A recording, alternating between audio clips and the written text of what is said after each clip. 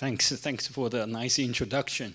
Yes, I'm Qingkai. I'm from Berkeley, and I'm probably the only anomaly here that I was trained by a seismology program. That I'm actually a seismologist to study earthquakes in my last several years. So here I'm presenting our project MyShake, which is basically we worked on this project for the last 6 or 7 years to bring in earthquake warning to everyone that use your smartphones in your pocket.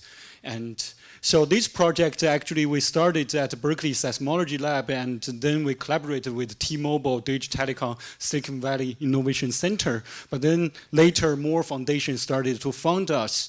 And so, but until this point, most of our focus is still in seismology, that we want to detect earthquakes as fast as we can. We want to issue warning to people before the earthquake wave arrive at your location, until we actually come across with our collaborator, Christine sitting there, from a faculty from University of Colorado. And now we realize that the system challenges and the other side of the project also will be really interesting. That's the reason actually we are here.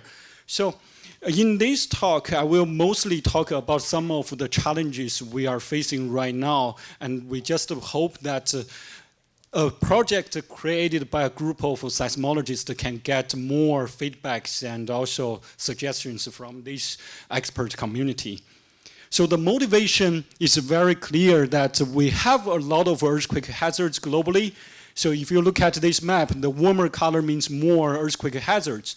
And as a seismologist, we use a high quantity accelerometer and also seismometer to monitor the earthquake, basically monitor the movement of the ground. So one sensor of this is about $20,000, and not many countries can afford this type of instrument. That's why we were thinking whether there are like cheaper options. So give you an example. There's a lot of earthquake hazards. One example is this one, like a few years ago, magnitude 7.9 earthquake in Nepal actually cost a lot of people's life there. And if you look at the whole country, they only have a couple of seismometers, like the high quality sensors. So I mean, a field is plus minus like is actually around 5. And if you look at their population, they actually have 6 million smartphones in the country. And fraction of that becomes a seismometer that we actually can have a dense network to help us to monitor the earthquake and potentially saving lives. Just to give you some background, since most of you guys are not from seismology, so earthquake warning is not a prediction. It's not saying I predict earthquake before it occurs. It's actually when the earthquake occurred, and you can see that there's the faults moving, like basically our ground is moving and generate the earthquakes. And it generates like the types of waves. These types of waves, seismic waves, travels at the speed of sound.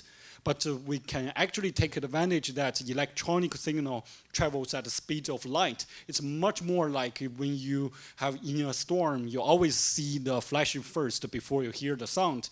So earthquake warning is the same idea, that if we have a sensor nearby the earthquake and we detect it fast, even before the seismic wave arrive at the further cities, we actually can send the message in electronic wave that actually give them few seconds warning, usually few seconds to minutes. So this is the warning time you can get depending on how far away you from the epicenter of the earthquake.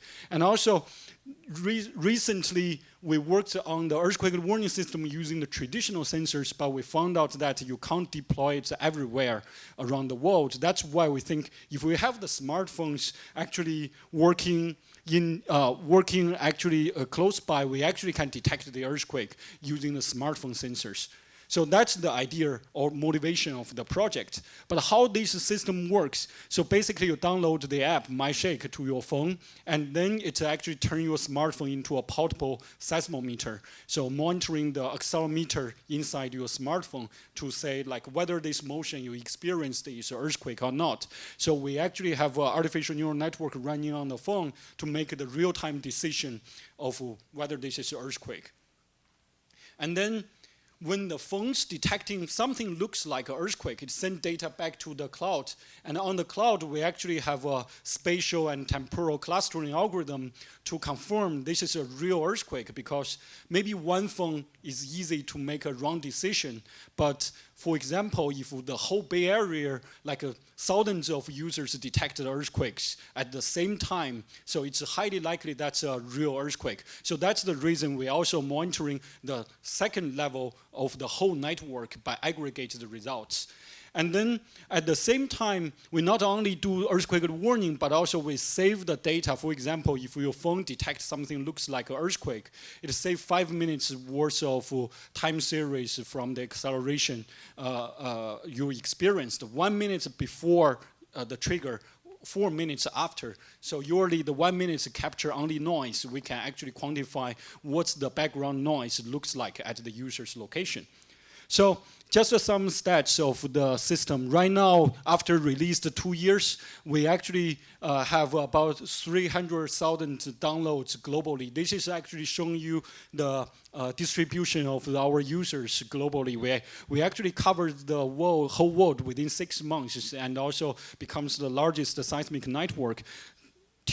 About today is about 40,000 active users. We found out that it's hard to keep the users because earthquakes are not occur frequently. It's actually like rare events.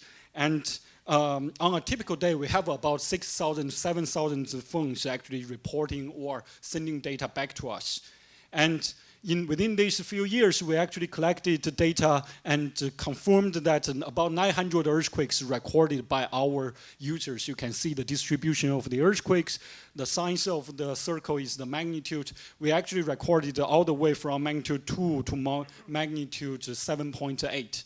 And also the color coded is the depth of the earthquake, like very warmer color is the deeper earthquake. The deepest one we recorded is about 300 kilometers down to the earth, and so on. But you can see our distribution of the earthquakes mostly correlate with our distribution of the smartphones and the populations.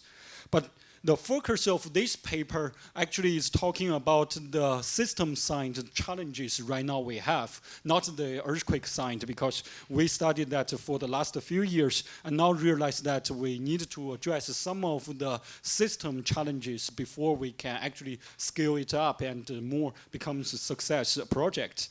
So the first challenges actually is the heterogeneity of the hardwares. So this is actually after we released the app, we thought, okay, all the phones are the same, like the iPhones, the hardware is the same, but it's actually not. All the Android phones have various different hardwares, especially the accelerometer actually have low quality, very bad quality, and good quality, and so on. So I'm showing you here a table of like the top 10 brands of the phones we have in our database. And also the bottom figure is the accelerometer types that used in different phones. So this is actually drawing from 270,000 phones that's in our database. And I mean, the quality is totally different. If you look at these two figures, the top one is one phone that recorded the earthquake, but the bottom one is one phone actually didn't record the earthquake, but you can see the quality of the data, that's missing data, and also very high noise, and so on. So this is why right now we are actually trying to quantify what's the quality of these sensors that in our network, so that we can have a better understanding of the phones if they detect earthquake, whether it's due to quality issue or it's due to real earthquakes. And right now we are thinking, we're actually working on extracting some of the metrics from the waveforms from the data we collected in the last few years. So like duration and the time of the interval between the two samples, and also the variance of the amplitude of the noise data that usually give us what's the quality of the sensor in terms of the background noise, and also like a number of data gaps and so on, and whether the baseline change and so on. So these ones we were thinking basically use that as a weighting factor that in the future we can actually quantity the triggers or quantity the data sent from the phones. So I'm giving you two examples. You can see the numbers of this good example and bad example from the matrix. So this is currently we are extracting, but if you have more metrics or think there's more interesting data, let us know. But also the other thing is that seismic waves travels at the speed of sound. It's like around 3 kilometers per second to 6 kilometers per second. It's really fast. I know that on the phones, usually if that's like the timing between different phones, if it's off by 1 or 2 seconds, it doesn't matter. But it actually really matters for us to detect the earthquake as fast as we can. And 1 second means that the seismic wave travels to 6 kilometers away. So that's why we try to synchronize these phones from different locations. But we found out that this is the NTP synchronize, the offset from the 1 million phone data points. You can see that we found out that so most of our data or like the phone data is within 2 seconds, like a time shift within 1 hour. But we think that this is still quite challenging for us. 2 seconds already the seismic wave passed for more than 10 kilometers. How to actually synchronize the phone so that different phones, the timing difference will be within milliseconds is really important to us. And then the other challenge is the dynamic of the seismic network right now we are having. For the smartphones, they are actually moving around and also they are using phones differently. For example, I'm showing you here a Bay Area user, MyShake user footprint. So you can see during the day and during the night, the network density is different because like people move around, and so this is give us like different capabilities if the earthquake occurs at places where you don't have the smartphones, or occurs at night and day. It's so different. For example, this figure showing you like the different time of the day, that how many phones actually are steady for 30 minutes. So this is like when your phone becomes steady for 30 minutes, when an earthquake occurs, you actually really record the earthquake with the high quality data. But you can see during the day, we only have about 20% of the phone that is steady for more than 30 minutes at a given time. So in order to capture this dynamic change of the network, we are actually, right now we are analyzing our observations from the database, but also we don't have a dense network globally. So that's why we are building a simulation platform, basically taking in the data we recorded from the users and also combining with some of the physics model we have about the earthquakes.